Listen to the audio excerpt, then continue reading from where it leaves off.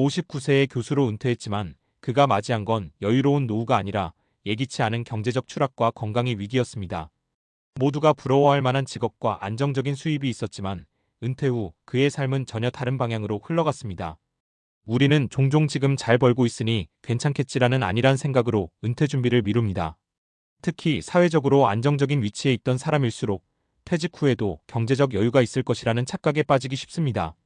하지만 은퇴는 단순한 직장을 떠나는 일이 아니라 소득이 사라지는 상황에서 삶의 방식 전체를 다시 설계해야 하는 커다란 전환점입니다. 은퇴 준비를 제대로 하지 않으면 누구라도 순식간에 생활의 질이 무너질 수 있습니다. 실제로 은퇴 후 연금을 기반으로 살아가야 하는 수많은 사람들이 매달 들어오는 연금의 크기와 실질 생활비 사이에서 깊은 괴리를 경험하고 있습니다. 여기에 건강 문제까지 겹치면 은퇴 후 삶은 단순한 불편함을 넘어 생존의 문제로 변질됩니다. 오늘은 은퇴 후 삶이 왜 준비되지 않으면 위험해지는지, 특히 연금만으로는 부족할 수밖에 없는 현실에 대해 3가지 실제와 가까운 사례를 통해 이야기해 보려 합니다. 각각의 사례는 직업과 연금의 종류, 준비 수준, 건강 상태 등을 다르게 설정하여 보다 다양한 관점에서 바라볼 수 있게 구성했습니다. 첫 번째 사례는 대학 교수로 재직하다 59세에 명예퇴직한 김 교수의 이야기입니다. 그는 사학연금 가입자로 매달 약 180만 원가량의 연금을 수령하고 있습니다. 한때는 학생들에게 꿈을 심어주던 자랑스러운 교수였고 퇴직 후엔 독서와 여행을 즐기며 조용한 노후를 보내고자 했습니다. 하지만 예상보다 빨리 찾아온 은퇴에 그는 준비가 되어 있지 않았습니다. 퇴직금은 자녀 결혼과 주택 보수에 대부분 사용됐고 별도의 사적연금도 들지 않았습니다. 사학연금으로 생활이 가능할 줄 알았지만 막상 매달 고정 지출을 따져보니 주거비, 건강보험료 공과금, 식비만으로도 연금은 바닥났습니다. 여기에 고혈압과 당뇨 진단까지 받으면서 병원비는 또 하나의 부담이 됐습니다. 그는 말합니다. 현역 시절엔 시간이 없어 건강검진도 제때 못 받았고 건강은 자신 있었죠. 그런데 막상 은퇴하고 나니 병원에 다니는 게 일상이 됐습니다. 돈보다 중요한 게 건강이라는 말을 은퇴하고 나서야 깨달았어요. 이 사례는 사학연금이라는 상대적으로 높은 수준의 공적연금이 있어도 별도의 사적 준비 없이는 생활의 여유는커녕 생존이 어려워질 수 있음을 보여줍니다. 두 번째 사례는 지방 공무원으로 30년을 근무한 후 60세에 퇴직한 박 씨입니다. 그는 공무원연금 수령자로 매달 약 240만 원을 받고 있습니다. 겉보기엔 꽤 안정적인 수입이지만 문제는 그가 2명의 미혼 자녀를 부양하고 있다는 점입니다.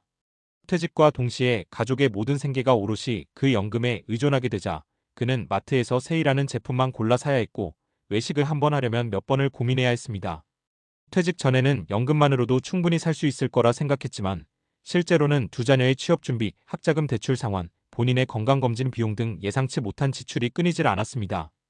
또한 공무원으로서 받던 혜택들이 사라지면서 의료비도 크게 증가했습니다. 자녀 문제로 스트레스가 쌓인 그는 결국 우울증 진단을 받았고 정신과 치료비는 매달 부담으로 다가왔습니다. 그는 이렇게 말합니다. 연금이 있다고 안심했는데 함께 책임져야 할 가족이 있다면 얘기가 달라지더라고요. 은퇴는 혼자만의 문제가 아니라 가족 모두의 문제였어요. 이 사례는 공무원연금처럼 안정적인 제도가 있어도 가족 구조와 부양 책임이 연금을 순식간에 소진시킬 수 있다는 점을 강조합니다. 세 번째 사례는 대기업 생산직으로 25년간 일한 후 56세에 명예퇴직한 이 과장의 이야기입니다. 그는 국민연금과 퇴직연금, 개인연금 3가지 연금에 가입돼 있었지만 그 어떤 것도 지금 당장 생활을 유지하기엔 부족했습니다. 국민연금은 63세부터 수령이 가능했고 퇴직연금은 일시금으로 받아 일부는 부모님 병원비로, 일부는 자녀 유학자금으로 사용했습니다. 개인연금은 60세부터 수령이 가능했지만 매달 30만 원 남짓이었습니다. 갑작스러운 실직 후 그는 마트에서 단기 아르바이트를 전전하며 생활비를 마련했고 건강보험 지역가입자로 전환되면서 보험료가 급등했습니다. 무엇보다 정신적으로 큰 충격을 받은 건 자신이 회사에 없어도 세상은 아무렇지 않게 돌아간다는 사실이었습니다. 그는 말합니다. 나는 내가 은퇴하면 사람들이 아쉬워할 줄 알았어요. 근데 며칠 지나니까 아무 일도 없더라고요. 허무했죠. 준비가 안 돼 있어서 더 힘들었고요. 이 사례는 국민연금, 퇴직연금, 개인연금이라는 복합적인 구조 속에서도 연금 수령 시점과 금액이 맞춰지지 않으면 공백기간이 얼마나 치명적인지를 보여줍니다. 특히 은퇴 전후의 소득 크레바스를 메우지 못하면 생활 자체가 불안정해질 수 있다는 것을 경고합니다. 이처럼 다양한 연금 제도와 직업을 가진 사람들도 제대로 된 계획 없이 은퇴를 맞이하면 누구나 경제적 위기에 직면할 수 있습니다. 그리고 그 위기는 단순히 돈의 문제가 아니라 건강, 인간관계, 자존감 등 삶의 전반을 흔드는 복합적인 위기로 이어집니다. 은퇴란 단순히 직장을 그만두는 일이 아니라 삶의 구조를 다시 짜는 일입니다. 연금은 그 재설계의 한 부분일 뿐이지 전부가 아닙니다.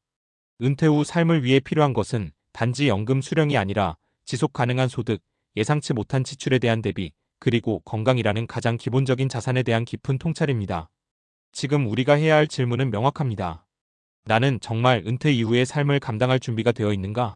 그 대답이 아직이라면 지금이 바로 그 준비를 시작할 가장 좋은 시기입니다.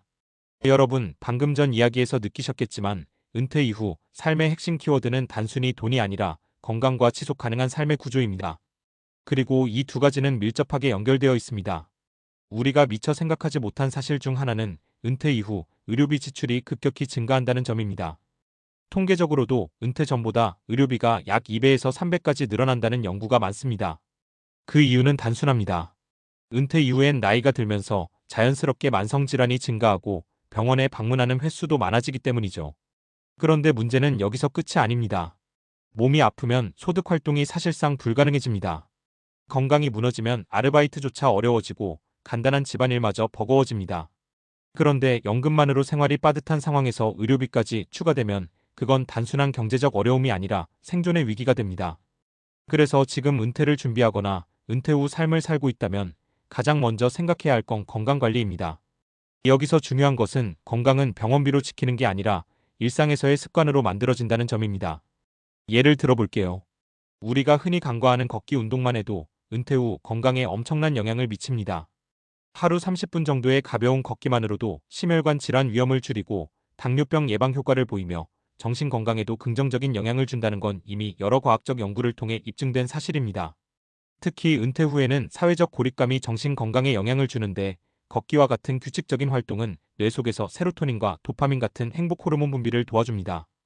결국 매일 걷는 것만으로도 우울감을 줄이고 삶의 만족도를 높일 수 있다는 것이죠. 또 하나 중요한 건 식생활 관리입니다. 은퇴 후 갑자기 늘어나는 시간에 맞춰 식사 리듬이 무너지고 외식이 잦아지면 고지혈증, 고혈압, 지방간 같은 질환이 금방 찾아옵니다. 그래서 지금부터라도 저염식, 식물성 위주의 식단, 정제되지 않은 곡물 위주로 식습관을 바꾸는 게 굉장히 중요합니다. 그리고 마지막으로 놓치지 말아야 할 부분은 정신 건강입니다. 은퇴 이후 우울감을 호소하는 분들이 많습니다. 사회와의 단절, 역할 상실, 경제적 불안 등 다양한 요인이 복합적으로 작용하기 때문이죠. 특히 남성 은퇴자의 경우 오랜 시간 직장에서 중심적인 역할을 해온 만큼 정체성의 혼란을 겪는 경우도 많습니다.